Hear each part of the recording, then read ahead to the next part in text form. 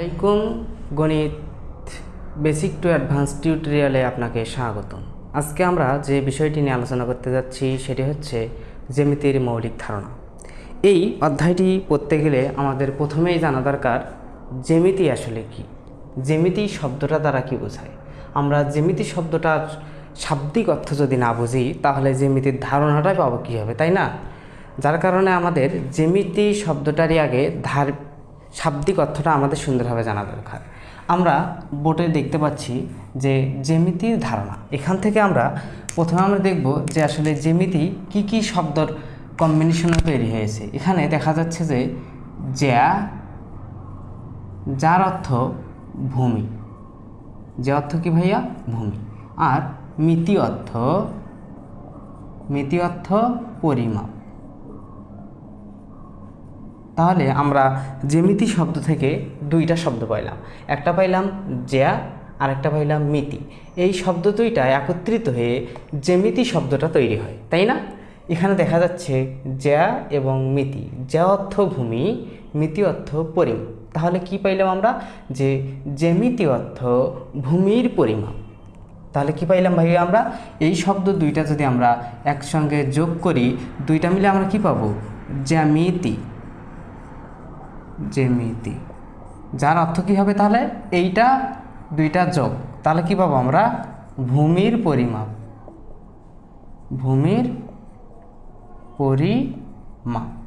তাই না? দেখেন, এখানে আমরা প্রথমেই জ্যামিতির শাব্দিক অর্থ বিশ্লেষণ করে আমরা সুন্দরভাবে উপস্থাপন করা হইল। এখানে দেখা যাচ্ছে যে জ্যামিতি শব্দটাতে জ্যা একটা শব্দ আছে এবং মিতি একটা আছে। জ্যা অংশের অর্থ হচ্ছে ভূমি এবং মিতি অংশের অর্থ হচ্ছে পরিমাপ। দুইটা একত্রিত হয়ে হয় জ্যামিতি। আর জ্যামিতির অর্থ তাহলে কি হবে? ভূমির পরিমাপ। তাহলে আমরা এটা শাব্দিক অর্থ সুন্দরভাবে পাইলাম। কিন্তু যদি আমাদের প্রতিযোগিতামূলক পরীক্ষা অথবা স্কুলের পরীক্ষা, বোর্ড পরীক্ষাতে আমাদের সিকিউ আকারে আসে, তাহলে আমরা কিভাবে লিখব? তাহলে এর জন্য আমরা তাহলে বলতে পারি যে আমাদের শাব্দিক অর্থটাকে আমরা আরও সুন্দরভাবে উপস্থাপন করে সাজিয়ে গুছিয়ে লিখব। বুঝতে পারছো? তাহলে আমরা কি বলতে পারি? যে জ্যামিতি শব্দটার অর্থ হচ্ছে ভূমির পরিমাপ। সেখান থেকে আমরা তাহলে সিকিউ আকারে আসলে আমরা কি লিখব? যে জ্যামিতি কাকে বলে? জ্যামিতি তাকেই বলা হয় যেখানে ভূমির পরিমাপ সম্পর্কে আলোচনা করা হয়। যেখানে ভূমির পরিমাপ সম্পর্কে আলোচনা করা হয় তাকেই বলা হয় জ্যামিতি। আমাদের ক নাম্বারে আসতে পারে, 1 নম্বরের একটা কোশ্চেনে আসতে পারে যে জ্যামিতি কাকে বলে। আমরা কি বলবো? যে ভূমির পরিমাপ সম্পর্কে যেখানে আলোচনা করা হয় তাকেই বলা হয় জ্যামিতি। আমরা জ্যামিতি শব্দটার মৌলিক ধারণা, বেসিক ধারণা সুন্দরভাবে পাইলাম, তাই না? এবার আমরা যে বিষয়টি নিয়ে আলোচনা করব সেটা 1 নম্বরে হচ্ছে ঘনবস্তু। যেহেতু এই পার্টে আমরা জ্যামিতির সকল বেসিক বিষয়গুলো শিখব, যার কারণে আমরা 0 থেকে একদম হাই লেভেল পর্যন্ত যাব ইনশাল্লাহ। 1 নম্বরে আমরা যে বিষয়টা শিখবো সেটা হচ্ছে ঘনবস্তু। কি ভাইয়া? ঘনবস্তু পড়বো আমরা। তাহলে এখন ঘনবস্তু আমি লিখলাম। ঘনবস্তু কাকে বলে? ঘনবস্তু পড়ার আগে আমরা তাহলে আমরা উদাহরণের মাধ্যমে সুন্দরভাবে করি। আমার হাতে একটা আপনার বস্তু দেখতে পাচ্ছেন, এটা কি? এটা হচ্ছে এই হোয়াইট বোর্ডের লেখাগুলো মোছার জন্য একটা মুছুনি, তাই না? আমরা পড়তেছি কি ভাইয়া? ঘনবস্তু পড়তেছি। ঘনবস্তু সম্পর্কে আমাদের মৌলিক ধারণা লাগবে, এটা বোঝার জন্য আমরা এই উদাহরণটা ব্যবহার করব। তাহলে ঘনবস্তু কাকে বলে? যে বস্তু, দেখেন এই যে এই বস্তুটার এই খাড়া একটা দাগ দেখা যাচ্ছে না, লম্বি একটা দাগ দেখা যাচ্ছে, এটাকে কি বলবো আমরা? এটাকে বলবো আমরা এটাকে আমরা বলবো দৈর্ঘ্য, তাই না? এটাকে বলা হয় দৈর্ঘ্য। এবার দেখেন এখানে একটা ছোট করে একটা আছে, এটাকে বলা হয় প্রস্থ। এবং এই বস্তুটা কতটুকু উচ্চতা আছে, কতটুকু উঁচা, এটা বোঝার জন্য আমরা কি করতে পারি? এই দেখা যাচ্ছে এটা উচ্চতা দেখা যাচ্ছে। তাহলে এই বস্তুটার আমরা কি পাইলাম? দৈর্ঘ্য পাইলাম, প্রস্থ পাইলাম এবং উচ্চতা পাইলাম, তাই না? দৈর্ঘ্য পাইছি, প্রস্থ পাইছি এবং উচ্চতা পাইছি। তাহলে যে বস্তুর দৈর্ঘ্য, প্রস্থ এবং উচ্চতা আছে তাকে বলা হয় ঘনবস্তু। বুঝতে পারছো? যে বস্তু তার দৈর্ঘ্য আছে, প্রস্থ আছে, বেধ বা উচ্চতা আছে তাকে বলা হয় ঘনবস্তু। তাহলে ঘনবস্তুর যদি আমরা উদাহরণ দেই, আমাদের যেটা সচরাচর ব্যবহার করি আমরা, এখানে আমার যে রুমটা ওয়ালের ঘর, এই ঘরটা যে ইট দিয়ে তৈরি করা হয়েছে, এটাই সবচেয়ে বড় একটা উদাহরণ দেওয়া যায়। যেমন আমরা বলতে পারি ইট বলতে পারি। ইট বলতে পারি, তাই না? ইট একটা কি? ইট একটা ঘনবস্তু, বই একটা ঘনবস্তু। তাহলে ঘনবস্তু সম্পর্কে আমাদের সুন্দর একটা ধারণা পাইলাম আমরা, তাই না? ঘনবস্তুর পর 2 নম্বর যে বিষয়টা আমরা ধারণা নিব এখন, সেটি হচ্ছে স্থান। কি ভাইয়া? স্থান সম্পর্কে। স্থান, স্থান কি? একটা ঘনবস্তু যতটুকু জায়গা দখল করে তাকে বলা হয় স্থান। একটা ঘনবস্তু, এটা ঘনবস্তু না, আমরা একটু আগে তো পড়লাম যে এটাও ঘনবস্তু বলা যায়। তাহলে একটা ঘনবস্তুর যতটুকু জায়গা দখল করে তাকেই বলা হয় স্থান। আমরা বোর্ডে সুন্দরভাবে উদাহরণের মাধ্যমে দেখাই। দেখো, আমরা এই বস্তুটা রাখলাম এখানে, এটা ঘনবস্তু না, আমরা তো একটু আগে পড়লাম।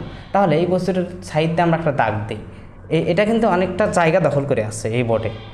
এই যে জায়গাটা দখল করে আছে, এই যে জায়গাটা দখল করে আছে, এটাই বলা হয় স্থান। তাহলে আমরা কি বলতে পারি? নির্দিষ্ট আকৃতির অথবা কোনো ঘনবস্তু যতটুকু জায়গা দখল করে থাকে, এটা নির্দিষ্ট আকৃতি বললে ভালো হয়, কারণ এটাও তো আমাদের এখানে একটা জায়গা দখল করে আছে। আমি আপনাদের পড়াচ্ছি যে আমি একটা জায়গা দখল করে আছি এখানে, তার মানে কি হচ্ছে যে নির্দিষ্ট আকৃতির কোনো বস্তু যতটুকু জায়গা দখল করে থাকে তাকে বলা হয় স্থান। আমরা আশা করি তোমরা ঘনবস্তু এবং স্থান সম্পর্কে সুন্দর একটি ধারণা পাইছো। এবার অনেক সময় প্রশ্ন আসে যে ঘনবস্তুর তল বা পৃষ্ঠ কয়টা? এটা আসে, কিন্তু অনেক জায়গায় আসে যে একটা ঘনবস্তুর পৃষ্ঠ বা তল কয়টা। একটা ঘনবস্তুর পৃষ্ঠ হচ্ছে মোট 6টি। আপনারা নিজেরাই দেখেন, 1টা 2টা 3টা 4টা 5টা 6টা। আমি আরেকবার দেখাই, 1টা, এর অপোজিট পাশে এখানে একটা, 2টা, এখানে একটা, 3টা, এর অপোজিটে এখানে একটা, 4টা, এখানে একটা, 5টা, এর অপোজিটে এখানে একটা, 6টা। মোট কয়টি তল থাকে ভাইয়া? 6টা তল থাকে, 6টা তল বা পৃষ্ঠ থাকে। এবার জ্যামিতির বেসিক ধারণা পড়ানোর সময় আমাদের যে বিষয়টি আসে সেটি হচ্ছে, আমরা এখানে আরেকটা বিষয় দেখাই আপনাদেরকে, যে আমরা ঘনবস্তু এইভাবে আমরা ছবি আঁকতে পারি। এটা হচ্ছে একটা ঘনবস্তু, আর আমরা স্থান কি বলতে পারি? এটা একটা, মনে করে স্থান, একটা ঘনবস্তু জায়গা দখল করে আছে। এখন 3 নাম্বার যে বিষয়টা আমরা পড়ব সেটা হচ্ছে বিন্দু। কি ভাইয়া? বিন্দু নিয়ে আমরা আলোচনা করব ইনশাআল্লাহ। বিন্দু, বিন্দু এর অর্থ হচ্ছে, এর অর্থ ফোঁটা। এর অর্থ কি? ফোঁটা। এই ফোঁটা দিলাম আমি, ঠিক আছে? এর অর্থ কি? ফোঁটা। তাহলে বিন্দু অর্থ কি? ফোঁটা। এই ফোঁটাটার দেখেন তো কি উচ্চতা আছে, কি দৈর্ঘ্য আছে, প্রস্থ আছে? না, কিছুই নেই এখানে। এটার দৈর্ঘ্যও নাই, প্রস্থও নাই এবং উচ্চতাও নাই। তাহলে যে যার দৈর্ঘ্য নেই, প্রস্থ নেই এবং উচ্চতাও নেই, কিন্তু জ্যামিতিতে কিন্তু এর অবস্থান আছে। কারণ আমরা একটা বিন্দুকে কেন্দ্র করেই কিন্তু একটা বৃত্ত আঁকতে পারি, তাই না? একটা বিন্দুকে কেন্দ্র করে আমরা কি আঁকতে পারি? বিন্দুকে কেন্দ্র করে আমরা কি আঁকতে পারি? বলো, কি আঁকতে পারি? একটা বৃত্ত আঁকতে পারি। তাহলে আমাদের কি বলতে পারি আমরা, যে যার দৈর্ঘ্য, প্রস্থ, উচ্চতা কোনো কিছুই নেই কিন্তু জ্যামিতিতে অবস্থান আছে তাকে বলা হয় বিন্দু। তাহলে আমরা কি বুঝলাম ভাইয়া? যে বিন্দুর নির্দিষ্ট দৈর্ঘ্য, প্রস্থ, উচ্চতা কোনোটাই নাই, কিন্তু বিন্দুর জ্যামিতিতে অবস্থান আছে, তাকে আমরা কি বলবো ভাইয়া? বিন্দু বলবো। তাহলে আমাদের আশা করি ঘনবস্তু, স্থান, বিন্দু সম্পর্কে আমাদের যাবতীয় সকল তথ্য পেয়ে গেছি ইনশাল্লাহ। এর পরবর্তী যে বিষয়টি আমরা নিয়ে আলোচনা করব সেটি হচ্ছে 4 নম্বরে আমাদের বিষয়বস্তু হচ্ছে রেখা। 4 নম্বরে কি ভাইয়া? রেখা। কি পড়বো এবার? রেখা পড়বো আমরা। তাহলে রেখা কি? রেখা হচ্ছে, দেখো আমি 3টা লাইন টানবো, তোমরা এখানে দেখবা এই দাগটা দ্বারা কি বোঝাচ্ছে। এটাকে আমরা বলতে পারতেছি যে এটা হচ্ছে 5 সেন্টিমিটার বা 10 সেন্টিমিটারকে আমরা বলতে পারবো। একটু তাকাও, যে এটাকে আমরা বলতে পারবো যে এটা কি শেষ আছে? বলো তো, এটা কি এই পাশে শেষ আছে অথবা এই পাশ থেকে এটা শেষ আছে কখনো? না। এইটা দ্বারা বোঝাই, তীর দ্বারা বোঝাচ্ছে যে এটা রেখাটা যেতেই থাকবে, কোথায় যে এটা থামবে এটা আমরা বলতে পারতেছি না, তাই না? আবার এই পাশ যে এটা কোথায় যে থামবে এটা বলতে পারতেছি না। তাহলে এটার কি নাই? এটা কিন্তু নির্দিষ্ট দৈর্ঘ্য নাই। দৈর্ঘ্য কিন্তু আছে, দৈর্ঘ্য এবং নির্দিষ্ট দৈর্ঘ্য এই দুইটার ভিতরে পার্থক্য আছে। আমরা কি এটা বলতে পারবো স্পেসিফিকভাবে যে এটা 5 সেন্টিমিটার বা 10 সেন্টিমিটার বা 12 সেন্টিমিটার বলতে পারবো? আমরা বলতে কিন্তু পারবো না ভাইয়া। তাহলে যেহেতু আমরা এটাকে বলতে পারবো না, এটা নির্দিষ্ট দৈর্ঘ্য নাই এবং এটার কিন্তু প্রান্তবিন্দু নাই, এটা কোথায় শুরু কোথায় শেষ এটা আমরা বলতে পারতেছি? এটা কিন্তু আমরা বলতে পারতেছি না, যে কোথায় শুরু কোথায় শেষ এটা আমরা বলতে পারতেছি না। তাকে কি বলা হয়? তাকে বলা হয়, কি বলা হয়? রেখা বলা হয়। যার নির্দিষ্ট দৈর্ঘ্যও নাই, কি নাই? নির্দিষ্ট প্রান্তবিন্দুও নাই। রেখা সম্পর্কে আলোচনা করা হয়েছে। কি বললাম? রেখা যার নির্দিষ্ট দৈর্ঘ্য নাই, কারণ এটা আমরা নির্দিষ্ট বলতে পারবো না যে 5 সেন্টিমিটার বা 10 সেন্টিমিটার বলতে পারবো না। তাহলে যেটা নির্দিষ্ট দৈর্ঘ্য নাই এবং নির্দিষ্ট প্রান্তবিন্দু নাই, একটা প্রান্তবিন্দু নাই কিন্তু, তাহলে এটাকে আমরা কি বলবো? রেখা বলবো। তারপরে যে বিষয়টা আসে, আমরা একটু এই পাশটা মুছে দেই। রেখার পর যে বিষয়টা আসে সেটা হচ্ছে রেখা অংশ। 5 নম্বরে দেখো আমরা রেখা বললাম, এবার আমরা পড়বো 5 নম্বরে রেখা অংশ। কী পড়বো ভাই আমরা? রেখা অংশ। তার রেখা অংশ কাকে বলা হয় দেখো তো, রেখা অংশ শব্দটা একটু দেখবা। রেখা অংশ মানে কি? রেখার কিছু অংশ। এইটা রেখা না, এটা রেখা না, এটা একটা রেখা। এখান থেকে যদি আমরা এতটুকু কেটে নেই তাহলে কি রেখার একটা অংশ হচ্ছে না? এটাকেই বলা হয় রেখা অংশ। তাহলে কি হইল দেখো, যে রেখার কিছু অংশ, রেখা অংশ দ্বারা বোঝায় রেখার কিছু অংশ, রেখার কিছু অংশ তাকেই বলা হয় কি ভাইয়া? তাকেই বলা হয় রেখাংশ। তাহলে আমরা এটা বলতে পারি, নির্দিষ্টভাবে বলতে পারবো 5 সেন্টিমিটার, বলতে পারবো না? রেখাংশ কি দেখো, আমরা রেখার থেকে কিছু অংশ কেটে নিছি এখানে 5 সেন্টিমিটার মাপে, তাহলে আমরা এটা বলতে পারবো দেখো এটা শুরু আছে, কিন্তু এখানে শুরু আছে, এটা এখানে কি আছে? শেষও আছে। কোথায় থেকে শুরু এবং কোথায় থেকে শেষ আমরা এটা বলতে পারতেছি, এবং এটার মাপ কতখানি? একটা নির্দিষ্ট মাপ আছে 5 সেন্টিমিটার। তাহলে এটাকে আমরা কি বলবো?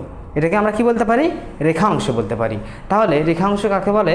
যেটার নির্দিষ্ট একটা মাপ আছে এবং যা শুরু আছে শেষও আছে, দুইটা প্রান্তবিন্দু আছে, তাকে কি বলা হয়? তাকে বলা হয় কি বলা হয় ভাইয়া?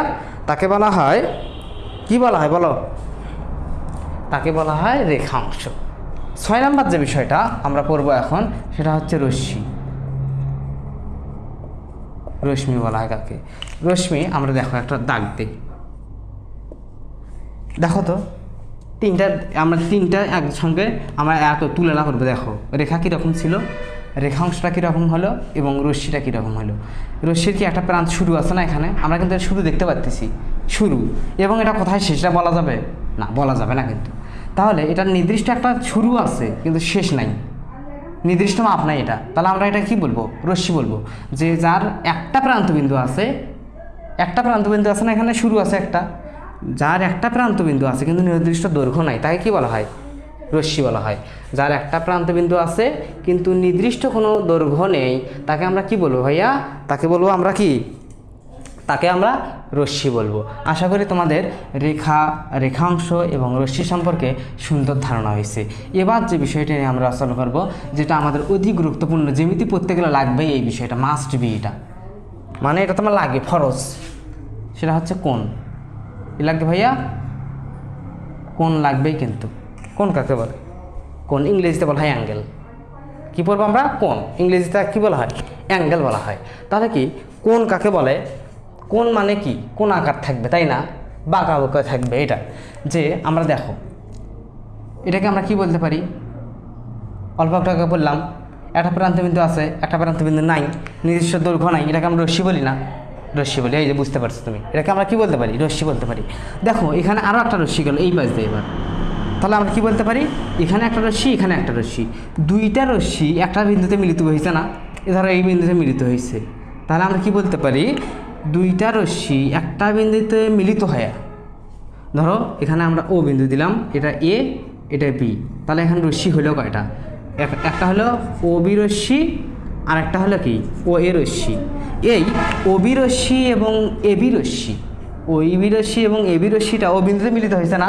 হওয়ার পর দেখো তো এখানে একটা কীরকম হয়েছে, এই যে এটাতে তৈরি হইলো, এটাকেই বলা হয় কোণ। কি বলা হয়? দুইটা রশ্মি একটা বিন্দুতে মিলিত হয়ে যা উৎপন্ন করে তাই কোণ। সহজ বাংলা ভাষা, যে দুইটা রশ্মি একটা বিন্দুতে মিলিত হয়ে যা উৎপন্ন করে তাই কি? তাই হচ্ছে আমরা কি বলবো? তাকে কোণ বলবো আমরা। তাকে আমরা কোণ বললো। এই তো দুইটা রশ্মি যে একটা বিন্দু যে বিন্দুতে মিলিত হয়েছে এটাকে বলা হয় শীর্ষবিন্দু। এই বিন্দুটাকে কি বলা হয়? শীর্ষবিন্দু। তাহলে ও বিন্দুটাকে কি বলবো আমরা? শীর্ষবিন্দু বলবো। তাহলে ধরো এটি একটা কোণ দেওয়া আছে, এখানে এ বি সি, তাহলে এই কোণটাতে শীর্ষবিন্দু কোনটা? এই কোণটা শীর্ষবিন্দু কিন্তু এ, এটাকে আমরা কি বলবো? শীর্ষবিন্দু বলে থাকি। বুঝতে পারছো? তাহলে কোণ সম্পর্কে আমরা ধারণা পাইলাম। এটা আমাদের কোণের ভিতরে এখন অনেকগুলো ডেফিনেশন আছে, যেগুলো আমরা এর পরবর্তী ভিডিওতে শেখানোর চেষ্টা করবো ইনশাল্লাহ। আজকের এই ক্লাসটি, মনোমুগ্ধকর ক্লাসটি আপনারা সবাই আনন্দের সহিত দেখবেন, মনোযোগ দিয়ে দেখবেন, এবং পরবর্তী ভিডিও পেতে আমাদের চ্যানেলটি সাবস্ক্রাইব করে রাখবেন এবং পাশে থাকা বেল আইকনটি চেপে রাখবেন যেন সবার আগে ভিডিওটি আপনার কাছে পৌঁছে যায়। ততক্ষণ পর্যন্ত আপনারা সকলে ভালো থাকবেন, সুস্থ থাকবেন। আসসালামু আলাইকুম।